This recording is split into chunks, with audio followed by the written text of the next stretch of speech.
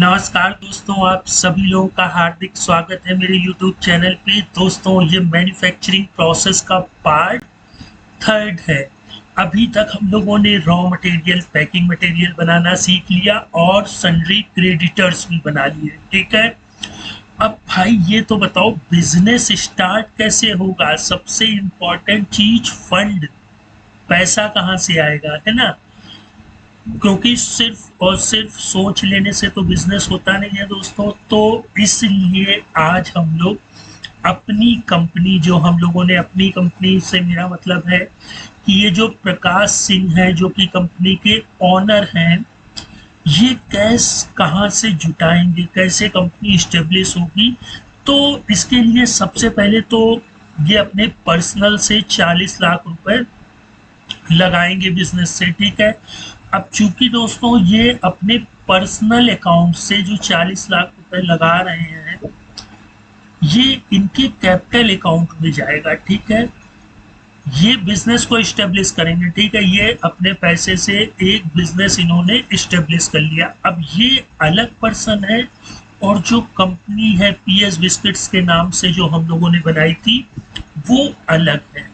ठीक है, तो अब ये जो भी कंपनी को पैसा देंगे वो कैपिटल अकाउंट में जाएगा और कंपनी की जिम्मेदारी होगी इनको वो पैसा रिटर्न करने की। अच्छा, 40 लाख का तो ये बंदोबस्त हो गया। अब दूसरा, ये अपनी वाइफ सुलोचना जी से 20 लाख रुपए ले लेंगे। ठीक है, अब ये जो इन्होंने वाइफ ने 20 लाख रुपए दिया है तो ये कंपनी के लिए क्या कहलाएगा, लोन कहलाएगा दोस्तों। ठीक है, ये कंपनी का लोन है। अब लोन भी दो तरह से होते हैं दोस्तों। ठीक है, टैली में भी हमारे पास लोन के लिए दो ऑप्शन अवेलेबल है। एक होता है सिक्योर्ड लोन जहां पर सिक्योरिटी लगती है, और दूसरा होता है अनसिक्योर्ड लोन जहां पर कोई सिक्योरिटी देनी नहीं होती। अब अगर प्रकाश सिंह जी अपनी वाइफ से लोन का पैसा लेते हैं 20 लाख रुपए, तो ये क्या होगा दोस्तों, अनसिक्योर्ड लोन कहलाएगा। ठीक है, तो भाई इन्होंने 40 और 20 60 लाख का तो बंदोबस्त कर लिया। इसके बाद इन्होंने एचडीएफसी बैंक से भी बिजनेस लोन लिया है 40 लाख का। ठीक है, तो जो ये एचडीएफसी से इन्होंने बिजनेस लोन लिया है दोस्तों, ये है हमारा सिक्योर्ड लोन। ठीक है, ये हमारा अनसिक्योर्ड लोन और ये हमारा सिक्योर्ड लोन। अब इसको सिक्योर्ड लोन क्यों कह रहे हैं, क्योंकि एचडीएफसी बैंक इनकी वाइफ नहीं है जो बिना सिक्योरिटी के इनको पैसा दे दे। तो इनको कुछ ना कुछ अपनी सिक्योरिटी जमा की होगी इन्होंने, तभी इनको एचडीएफसी बैंक बिजनेस लोन देगा।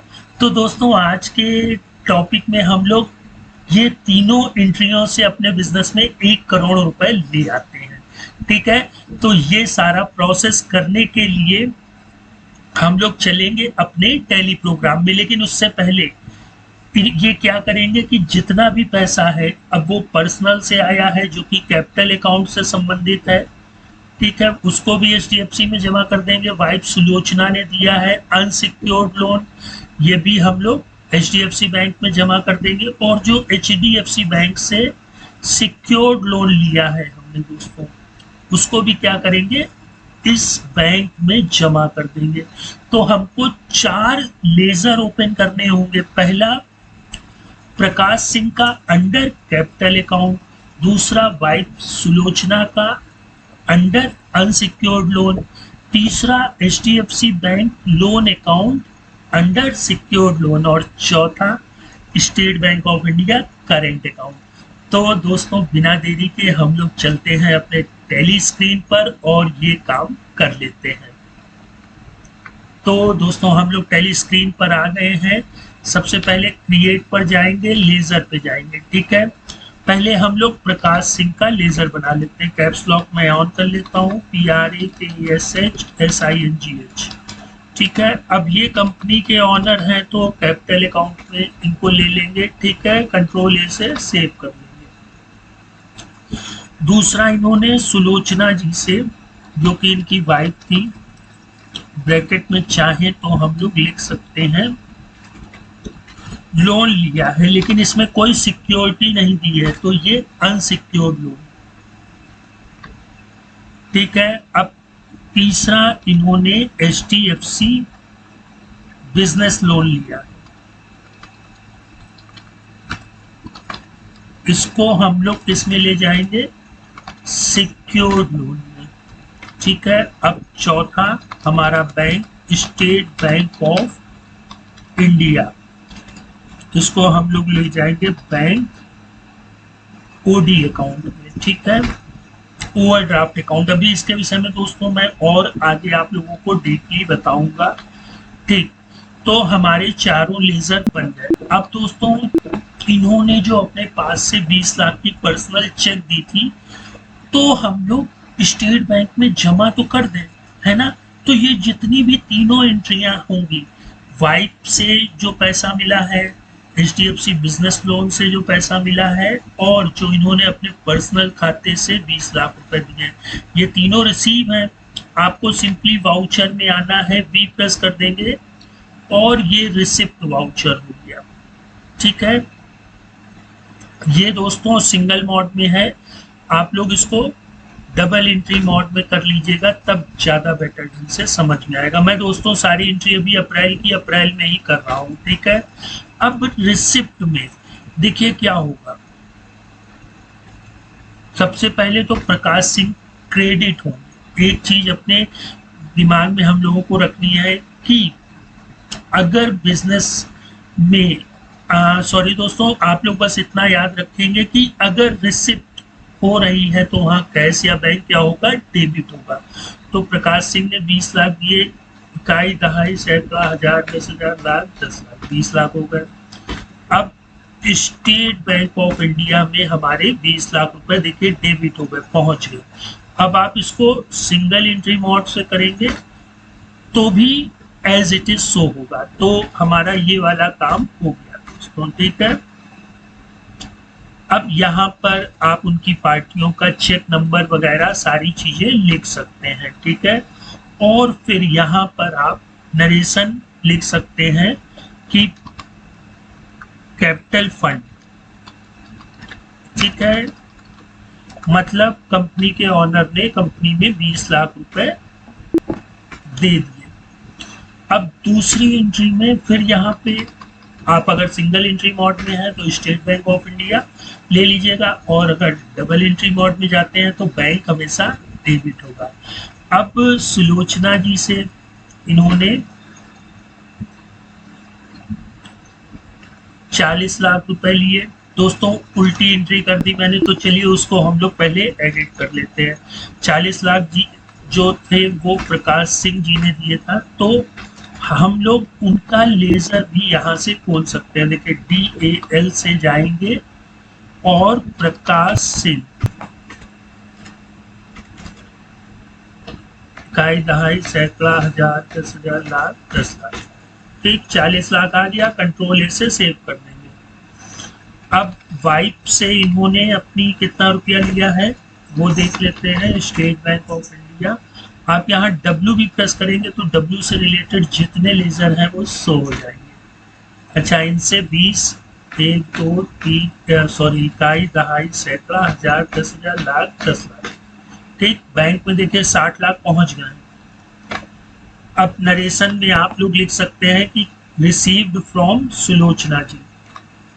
अच्छा, अब थर्ड एंट्री में भी जो HDFC बैंक ने हमको दिया है लोन, वो 40 लाख हम लोग इकाई, दहाई, सैकड़ा, हजार, 10,000, लाख, 10 लाख। ठीक, तो इस तरह से पूरा बिजनेस में 1 करोड़ रुपए आ गया है। ठीक है। अब इसमें दोस्तों 3 फाइनेंशियल रिपोर्ट आप लोगों को हमेशा अंडरस्टैंड होनी चाहिए। पहला DT यानी ट्रायल बैलेंस। ठीक है, ये हमेशा मैच होगा। आप लोग F12 से इसके ओपनिंग, क्लोजिंग, ट्रांजैक्शन ये सारी चीजें देख सकते हैं। देखिए जितना डेबिट होगा उतना ही क्रेडिट होना चाहिए। इनके पास डेबिट मतलब इनके पास कितनी संपत्ति है, 1 लाख रुपए की। ठीक है, बैंक में 1 लाख रुपए पड़े हुए हैं, लेकिन इनकी लाइबिलिटी भी कितनी है, 1 करोड़।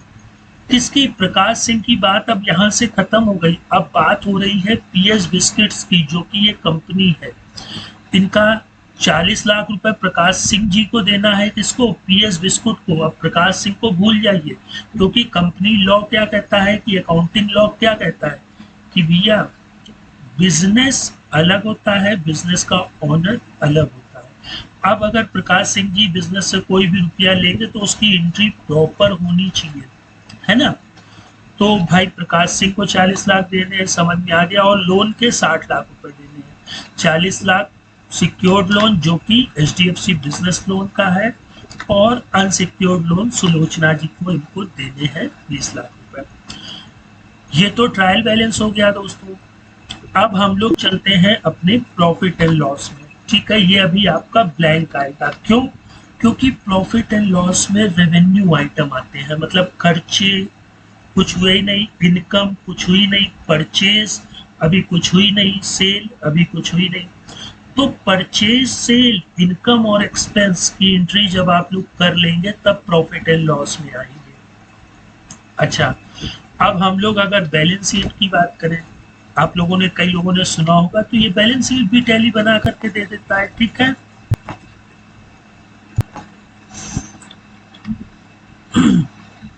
लोन्स हमारे पास टोटल कितना है? 40 लाख। कैपिटल अकाउंट भी कितनी है? 40 लाख। दोस्तों ये जो बैंक ओडी मैंने 1 करोड़ रुपए रखा है, ये स्टेट बैंक में अकाउंट ओपन है, और बैंक ओडी मतलब ओवरड्राफ्ट होता है कि अगर आपके खाते में 1 करोड़ है, आपने 1 करोड़ 10 लाख की भी चेक काटी तो वो क्लियर हो जाएगी। ठीक है, तो वो भी एज अ लोन्स या लाइबिलिटी कहलाता है। ठीक है, तो यहाँ देख सकते हैं कि एक्चुअल इनकी जो कैपिटल है वो 40 लाख है, और यहाँ पर भी 40 लाख है। तो लाइबिलिटी और एसेट्स दोनों यहाँ पर मैच हो चुके हैं। अब दोस्तों हम लोग इसके पार्ट 4 में मिलते हैं। टॉपिक कैसा लग रहा है नीचे कमेंट बॉक्स में जरूर बताइए, ताकि मैं इसमें और भी सुधार कर सकूं। और बिल्कुल घबराइए नहीं, हर अकाउंटिंग का तोड़ इसी चैनल पर मिलेगा दोस्तों। जब हम लोग, अभी तक आप लोगों ने देखा होगा कि हम लोग हर एक चीज प्रैक्टिकल करके देख रहे हैं, है ना। तो जब ऐसी ही चीजों में हम लोग GSTR1, TDS और PF PSI के चालान, बिजनेस की मीटिंग, इसी में ही MIS रिपोर्ट देना, बिजनेस की ग्रोथ को कैसे बढ़ाना, ये सारी चीजें हम लोग यहाँ पर डिस्कस करते रहेंगे। तो फिर मिलते हैं नेक्स्ट टाइम, तब तक के लिए गुड बाय दोस्तों।